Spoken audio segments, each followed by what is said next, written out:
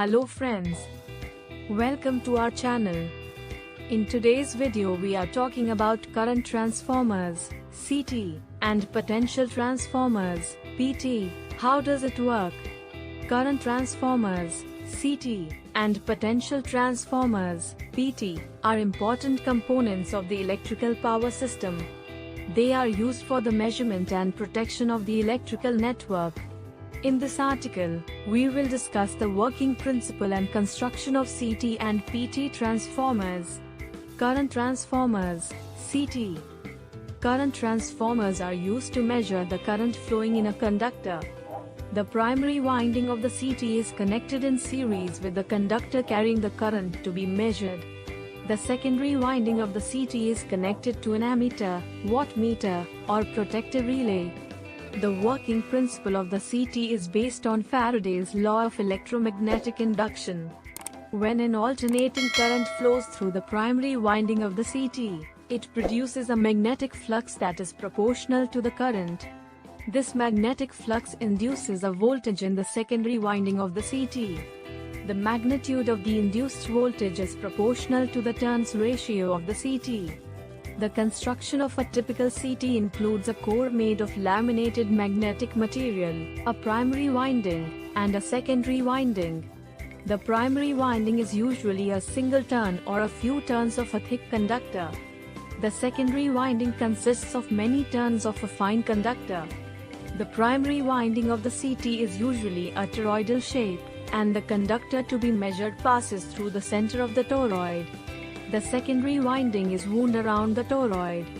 The laminated core of the CT is made of thin sheets of magnetic material, which reduce eddy current losses.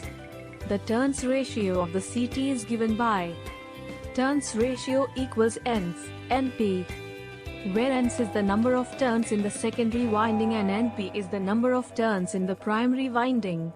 Potential transformers, PT. Potential transformers are used to measure the voltage in a circuit.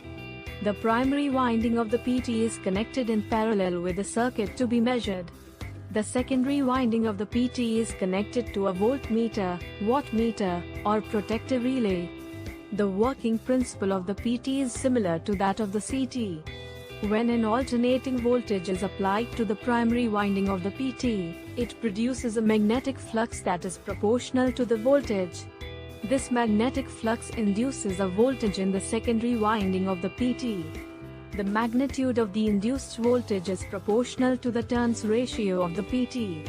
The construction of a typical PT includes a core made of laminated magnetic material, a primary winding, and a secondary winding.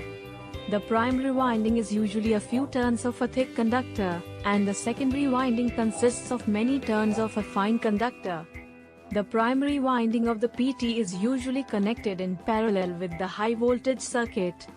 The secondary winding is connected to a low-voltage circuit, which is isolated from the high-voltage circuit. The laminated core of the PT is made of thin sheets of magnetic material, which reduce eddy current losses. The turns ratio of the PT is given by turns ratio equals Ns, Np, where Ns is the number of turns in the secondary winding and Np is the number of turns in the primary winding. CT and PT transformers. CT and PT transformers are used in combination for the measurement and protection of electrical power systems. The CT is used to measure the current flowing in the circuit, and the PT is used to measure the voltage of the circuit. The CT and PT transformers are usually connected to a protective relay. The protective relay is used to detect abnormal conditions in the electrical network, such as overcurrent, undercurrent, overvoltage, and undervoltage. When a fault is detected, the protective relay sends a signal to the circuit breaker to open and isolate the faulty circuit. The CT and PT transformers are also used for revenue metering. Revenue metering is the process of measuring the energy consumed by the